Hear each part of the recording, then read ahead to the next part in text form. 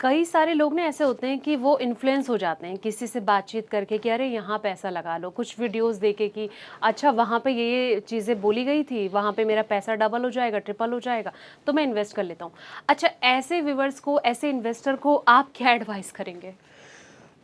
ऐसे व्यूअर्स और इन्वेस्टर्स के लिए हमारे रेगुलेटर्स ऑलरेडी बहुत अवेयरनेस का काम कर रहे हैं। हुँ, ठीक है, आप देखेंगे तो जो इन्फ्लुएंस की आप बात कर रहे हैं संध्या जी, इस चीज़ के ऊपर हमारे रेगुलेटर्स गवर्नमेंट्स भी बहुत एफर्ट कर रहे हैं अवेयरनेस स्प्रेड करने की, या कि आपको गलत इन्फ्लुएंस में आपको इन्वेस्टमेंट नहीं करना चाहिए। ऑलरेडी बहुत सारे रजिस्टर्ड फाइनेंशियल एडवाइज़र्स हैं, आप उनसे गाइडेंस ले सकते हो। आपको स्टॉक्स में इन्वेस्ट करना है तो स्टॉक मार्केट ब्रोकर्स है जो जिनके पास रजिस्टर्ड रिसर्च एनालिस्ट है, हुँ, जो दिन भर रिसर्च करते हैं आप लोगों के लिए और रिसर्च रिपोर्ट्स निकालते हैं, आप वो पढ़ के उसके थ्रू इन्वेस्ट कर सकते हो। हुँ, अगेन म्यूचुअल फंड के भी एडवाइजरी प्लेटफॉर्म्स है जो म्यूचुअल फंड्स को रेट करते हैं, हुँ, उनके ऊपर बताते हैं कि आपका म्यूचुअल फंड जो आप सोच रहे हो वो कितना अच्छा है, उसकी रेटिंग क्या है, हुँ, वो सारी चीज़ देते हैं। तो बहुत सारे फैक्टर्स होते हैं जो आपको कंसिडर करने चाहिए इन्वेस्टमेंट करने के पहले। हुँ, आपको अपना गोल क्लियर होना चाहिए सबसे पहली चीज़ इन्वेस्टमेंट करने के पहले। किस चीज़ के लिए आप गोल करना, आपका जो गोल है इन्वेस्टमेंट का, आप किस चीज़ के लिए इन्वेस्टमेंट करना चाहते हो? आप रिटायरमेंट प्लानिंग के लिए कॉर्पस इकट्ठा करना चाहते हो, या फिर आप शायद आपको 2 साल बाद कोई कार खरीदनी है उसके लिए इन्वेस्टमेंट करना चाहते हो, या आपको 10 साल बाद आपके बच्चे की हायर स्टडीज़ के लिए इन्वेस्टमेंट करना है। हुँ, तो आपका जब गोल क्लियर होगा तो आपको इन्वेस्टमेंट ऑप्शंस भी बहुत अच्छी तरीके से समझ में आएँगे, किस में इन्वेस्ट करना चाहिए। हुँ। ये आपको आपका फाइनेंशियल एडवाइज़र गाइड कर सकता है अच्छे से, ना कि कोई यूट्यूब इन्फ्लुएंसर या टेलीग्राम या ट्विटर वाला कोई बंदा जो बस ये बता रहा है कि ₹100 के ₹1000 बन जाएँगे आप ऐसा करते तो। हुँ, तो उनको अलर्ट रहना चाहिए अलर्ट और रहना अपने चाहिए, अलर्ट एडवाइज़र रहना से बहुत ही। ज़रूरी है क्योंकि ये बिल्कुल, बिल्कुल। आपका पैसा ही है, उनका पैसा नहीं है। बिल्कुल, बिल्कुल। रौनक, अगला सवाल ना मेरा ये है कि क्रिप्टो का भी हम क्रेज़ देख रहे हैं देखिए। हालाँकि रिस्क इन्वेस्टमेंट है, लेकिन इसको आप कैसे देखते हैं? और जो न्यू इन्वेस्टर है, उनको क्या सलाह देंगे आप? क्रिप्टो एक बहुत ही ट्रेंडिंग वर्ड है पिछले कई सालों से, बहुत पॉपुलर हुआ है ये यंगस्टर्स के बीच में और overall through out the world में। मैं आपको मेरे एक दोस्त की कहानी बताता हूँ एक्चुअली, उसने बिटकॉइन में इन्वेस्ट किया था। हुँ, तो एक समय पे तो उसके इतने पैसे बन रहे थे कि उसने लाइफ में ये सोच लिया कि मुझे अब लाइफ में कुछ करने की ज़रूरत ही नहीं है, हुँ, ठीक है? और एक ही महीने में उसके साथ ऐसा हो गया कि मेरा तो घर-बार लुट गया पूरा का पूरा। वो ऐसी सिचुएशन में आ गया। तो क्रिप्टो जो है ना, ये इसी तरीके का एक कंप्लीट स्पेक्युलेटिव चीज़ है, इन्वेस्टमेंट ऑप्शन है। आज के टाइम पे इंडिया में तो ये अनरेगुलेटेड है। हुँ। सो अगर आपको लॉटरी टिकट खरीदनी है तो आप क्रिप्टो में इन्वेस्ट कर सकते हैं। अच्छा। पहले अगर आपके बाकी इन्वेस्टमेंट ऑप्शंस अगर सॉर्टेड है, आपके इमरजेंसी फंड्स और आपके गोल्स के लिए जो आपको इन्वेस्टमेंट करने हैं वो सब आपने कर लिया, तो अगर आपको बस एक लॉटरी टिकट की तरह इसको देखना है, आप आपके पोर्टफोलियो का 1% 2% अगर इन्वेस्ट करना चाहते हो, जितना आप लॉस बेयर कर सको हुँ। उतना आप इसमें इन्वेस्ट कर लो क्रिप्टो में। ये मेरा पॉइंट ऑफ व्यू है। मतलब न्यू बिगिनर को तो आप सलाह नहीं देना चाहेंगे कि देखिए अभी रुक जाओ, संभल जाओ और पहले देख लो अच्छे से, उसके बाद इन्वेस्ट करो। हाँ, बिल्कुल, पहले आपको बाकी सब जगह पे दूसरे जो इन्वेस्टमेंट ऑप्शंस इतने सारे अवेलेबल हैं, हुँ, उसमें से थोड़ा-सा अपना इन्वेस्टमेंट जर्नी चालू करना चाहिए, थोड़ा बिल्ड करना चाहिए अपना वेल्थ, हुँ। और उसके बाद में आपको क्रिप्टो जैसे रिस्की ऑप्शंस पे आने चाहिए। हुँ। अच्छा, स्टॉक पिकिंग की अगर मैं बात करूँ तो कई सारे इन्वेस्टर्स बड़े कन्फ्यूज़ हो जाते हैं कि कौन से स्टॉक को पिक किया जाए। इसको लेकर क्या कहेंगे आप?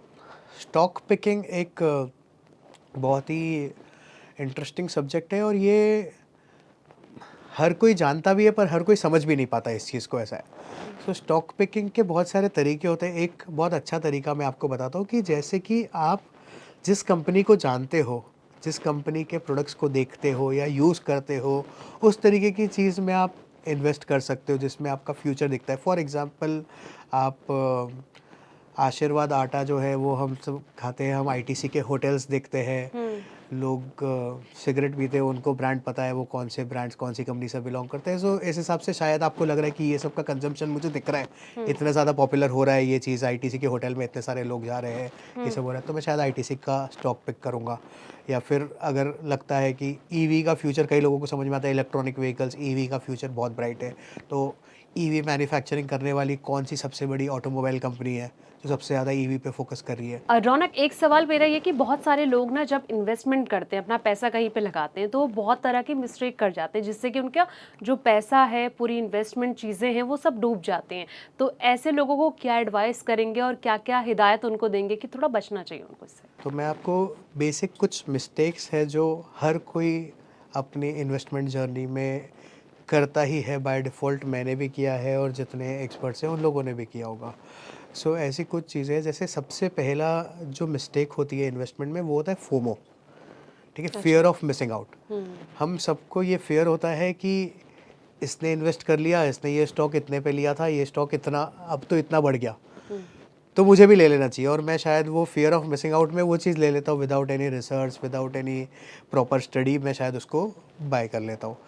इस तरीके की मिस्टेक हम करते हैं। फिर एक मिस्टेक जो हम करते हैं वो होता है जो हमारा कैपिटल एलोकेशन बोलते हैं हम उसको। सो कैपिटल एलोकेशन प्रॉपर तरीके से ना करना, ये एक बड़ी मिस्टेक है जो इन्वेस्टर जनरली करते हैं। अगर हमारे पास फॉर एग्जांपल मेरे पास 1 लाख रुपए है इन्वेस्ट करने के लिए, तो कई बार मैं क्या करता हूँ, एक स्टॉक पे इतना कॉन्फिडेंट हो जाता हूँ कि मैं 90,000 रुपये तो उसमें इन्वेस्ट कर देता हूँ और बाकी के बचे 10,000 रुपये में शायद 2 या 3 स्टॉक में इन्वेस्ट कर दूंगा। तो सिर्फ एक ही स्टॉक ऐसा होगा जो मेरे पूरे पोर्टफोलियो का रिटर्न ड्राइव करेगा। बाकी जो 3 स्टॉक्स है वो उनका कोई वेटेज ही नहीं है मेरे पोर्टफोलियो में। तो कैपिटल एलोकेशन जो है ये भी एक बहुत बड़ी मिस्टेक है जो बहुत सारे लोग करते हैं। ठीक है, इसके बाद में एक बहुत इम्पॉर्टेंट चीज़ है वो है इमोशनल डिसीजन मेकिंग।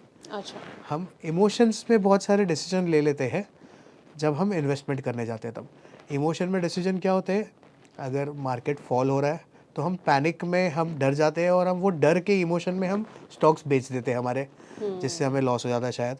और जब मार्केट बहुत ज़्यादा बढ़ रहा है तो हमारे ग्रीड के इमोशन में हम तब स्टॉक बाय कर लेते हैं जब वो शायद बहुत ज़्यादा ओवर वैल्यूड होता है। बिल्कुल।